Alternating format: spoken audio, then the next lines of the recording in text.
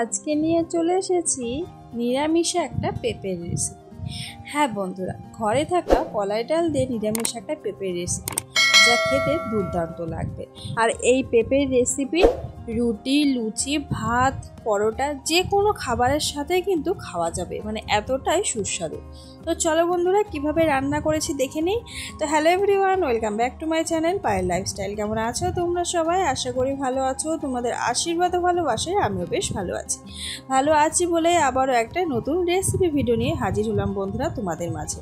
তো চলো আজকে রেসিপিটা দেখতে থাকো, আশা করি কিছু হলেও ভালো লাগবে।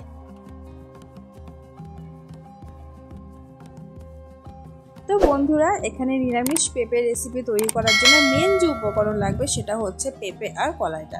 আর বন্ধুরা দেখতেই পাচ্ছ, পেঁপেটা কিন্তু ভীষণ টাটকা। হ্যাঁ, আজকেই কিন্তু গাছ থেকে পেড়ে আনা হয়েছে। আর তার সাথে রয়েছে এই যে ঘরে থাকা কলাই ডাল। তো চলো পেঁপেটাকে আগে কেটে নিই। তো চলে এলাম তোমাদের সামনে পেঁপেটাকে কেটে নিই।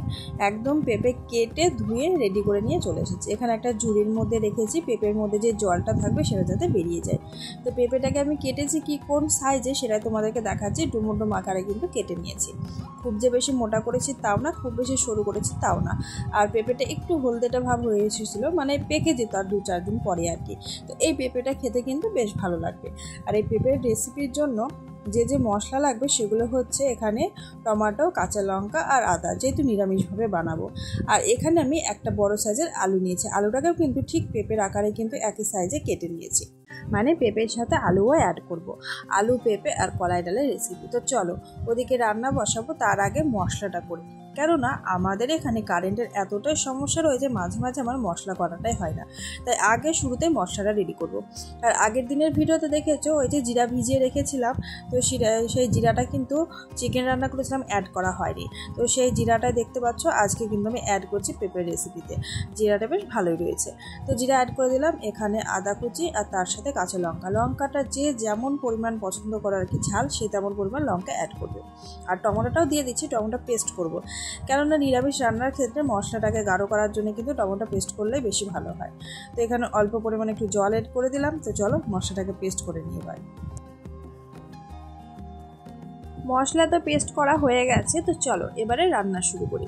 কড়াইয়ে দিয়ে দিলাম এই যে সর্ষের তেল। প্রথমের দিকে আমি পাঁপড় ভেজেছিলাম, তাই একটু রিফাইন্ড অয়েল ভেজেছিল, তার সাথে কিন্তু সর্ষের তেল অ্যাড করলাম। তো এবারে তেলের মধ্যে আলুগুলোকে দিয়ে দিলাম। আলুগুলোকে হালকা ফ্রাই করে নিয়েই কিন্তু আমি এবারে পেঁপেটাকেও অ্যাড করে দেবো। তো আলু, পেঁপে সমস্তটা অ্যাড করে নেড়ে চেড়ে নিয়ে কিন্তু হালকাভাবে ফ্রাই করব। এখানে আমি লবণ বা হলুদ কোনো কিছু কিন্তু প্রথমে অ্যাড করছি না, কেননা যে কোনো সবজিতে কিন্তু জল থাকে, আর লবণটা অ্যাড করার সাথে সাথে কিন্তু জল ছেড়ে দেয়। আর সেই কারণে আমি লবণটা একটু পরে অ্যাড করব। অবশ্যই লবণ দিতে হবে। তো আমি আগে ফ্রাই করব, তারপরে লবণ অ্যাড করব। তো এই যে দেখো, থালা দিয়ে ঢাকা দিলাম। মিনিমাম 2 মিনিট আমি এইভাবে ঢাকা দিয়ে রাখবো, যাতে ফ্রাইটা খুব তাড়াতাড়ি হয়ে যায়। 2 মিনিট পর চলে এলাম বন্ধুরা। এই যে থালাটা খুলে নিচ্ছি, দেখতেই পাচ্ছ পেঁপেটা বেশ হালকাভাবে কিন্তু লালভাবে ফ্রাই করা হয়ে এসেছে। তো এইবারে কিন্তু আমি এখানে লবণ অ্যাড করে নেব হালকাভাবে।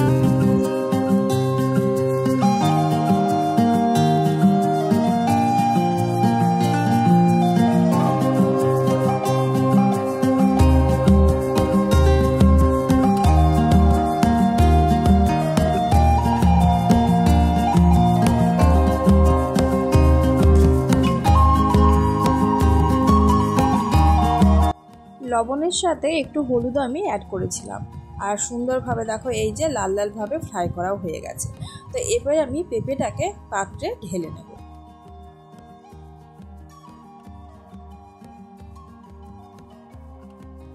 আবারও কড়াই বসিয়ে দিয়েছি। কড়াইয়ে দিয়ে দিলাম সর্ষের তেল। সর্ষের তেলে রান্নাটা করব। তো পেঁপে তো ওখানে ফ্রাই হয়ে গেছে, আর হাফ বয়েল কিন্তু হয়ে এসেছে ফ্রাইয়ের সাথে। তো এবারে কড়াইয়ের মধ্যে আমি আগের থেকে যে কলাই ডালটা বাটিতে রেডি করে রেখেছিলাম, সেই কলাই ডালটা অ্যাড করে দিলাম। আর এই ডালটাকে আমি একদম লালভাবে ফ্রাই করব, যাতে ডালটা শক্ত হয়ে থাকবে। আর লালভাবে ফ্রাই হলে কিন্তু শক্ত হয়ে যাবে, তার সাথে কলাই ডালটা সেদ্ধও হবে না, বেশ একটা শক্ত ভাব লাগবে, খেতে ভালো লাগবে। তো কলাই ডালের সাথে আমি এখানে 2টো তেজপাতাও অ্যাড করে দিয়েছি।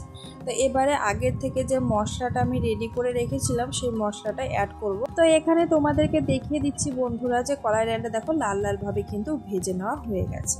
তো চলো এবারে মশলাটা অ্যাড করে দিই। এখানে এটাই হচ্ছে মশলা, মানে এই মশলাটা অ্যাড করার পরে আর কোনো রকম মশলা আমি কিন্তু অ্যাড করব না বা গুঁড়ো মশলাও অ্যাড করব না। আর সাধারণত আমার রান্নাতে তোমরা দেখতেই পাবে বন্ধুরা, আমি কিন্তু দোকানের গুঁড়ো মশলা অ্যাড করি না। তো এই মশলাটা অ্যাড করার পরে আবারও সুন্দরভাবে কষিয়ে নেব। আর হ্যাঁ বন্ধুরা, যে কোনো রান্নার ক্ষেত্রে অল্প একটু চিনি দিলে কিন্তু স্বাদটা ব্যালেন্স হয়।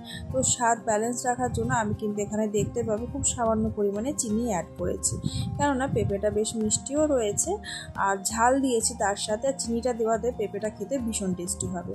তো চিনি অ্যাড করা হয়ে গেছে। এবারে দেখো আমি কিন্তু মশলা সহ কলাই ডালটাকে একটু বেশ হাতে সময় নিয়ে নেড়ে চেড়ে কষিয়ে নেব।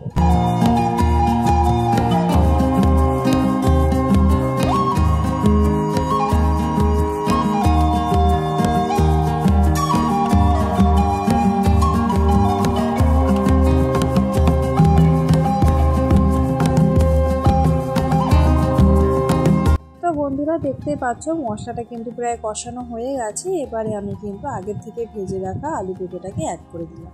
আলু পেঁপে অ্যাড করার পরে আবারও কিছুটা সময় নিয়ে আমি নেড়ে চেড়ে কষিয়ে নেবো এইভাবে। আর রান্না যতটা কষিয়ে রান্না করা হবে রান্নার টেস্ট কিন্তু ততটাই সুন্দর হবে। তো এইভাবে নেড়ে চেড়ে কষিয়ে নিয়ে কিন্তু আমি অল্প পরিমাণে জল অ্যাড করব। খুব বেশি জল দেবো না, কেননা আমি পেঁপেটা একটা সবজি হিসেবে রান্না করছি, একেবারে কিন্তু আমি গাঢ় আকারে রাখবো। তাই এমন পরিমাণে জল অ্যাড করবো যাতে পেঁপেটা সেদ্ধ হবে আর জলটাও খুব বেশি পরিমাণে বেঁচে থাকবে না। সেই পরিমাপ হিসেবে কিন্তু এখানে পেঁপেতে জল অ্যাড করতে হবে।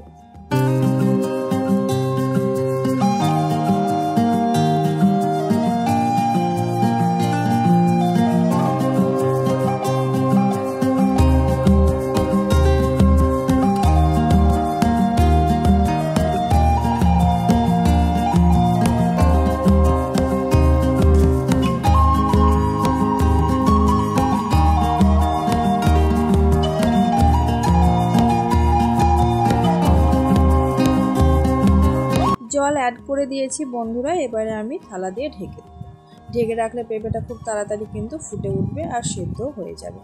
তো বন্ধুরা ভিডিওর এই পর্যায়ে এসে তোমরা এখন যারা ভিডিওটি দেখছো, যদি ভিডিওর কোনো অংশ ভালো লেগে থাকে তাহলে চ্যানেলটিকে সাবস্ক্রাইব করে পাশে থেকে যাবে আর মিষ্টি করে একটা কমেন্ট করে যাবে। সেই কমেন্টের মাধ্যমে চলে যাব তোমাদের পরিবারে। সাধারণ ভিউয়ার্স, ইউটিউব ফ্যামিলি ফ্রেন্ড সকলকে অসংখ্য ধন্যবাদ ডেলি আমাকে সাপোর্ট করার জন্য, আমার পাশে থাকার জন্য। এইভাবে আমাকে ভালোবাসা দিয়ে যাতে সামনের দিকে আমি খুব তাড়াতাড়ি এগিয়ে যেতে পারি। আর বন্ধুরা তোমাদের সাথে কথা বলতে বলতে রেসিপি কিন্তু প্রায় হয়ে এসেছে। হ্যাঁ, রান্নাটা প্রায় শেষের পথে হয়ে এসেছে। পেঁপেটাও কিন্তু সেদ্ধ হয়ে গেছে। তবে যেহেতু আমি গ্রেভি আগে রাখবো তাই ঝোলটাকে আরেকটু আমি শুকিয়ে নেব।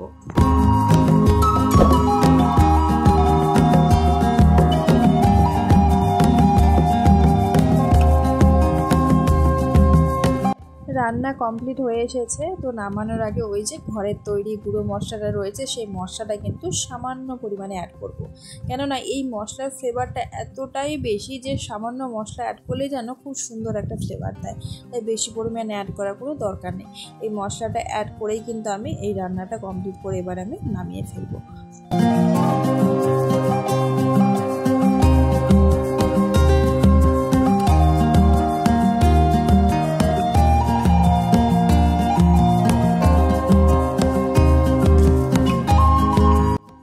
বন্ধুরা পেঁপের রান্না কমপ্লিট। আর দেখো খুব সুন্দর লাগছে রান্নাটা। যেমনটা দেখতে সুন্দর হয়েছে তেমনটা খেতে সুন্দর হয়েছে। সত্যি কথাই বলতে বন্ধুরা, একবার তোমরা এই রেসিপিটা ট্রাই করে দেখবে।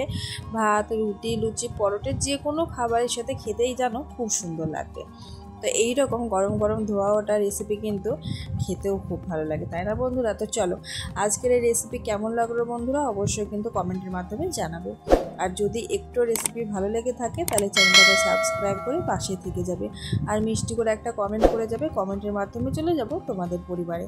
আজকের মতো আসি বন্ধুরা, টাটা, ভালো থেকো, সুস্থ থেকো, দেখাবো নতুন ভিডিওর সাথে।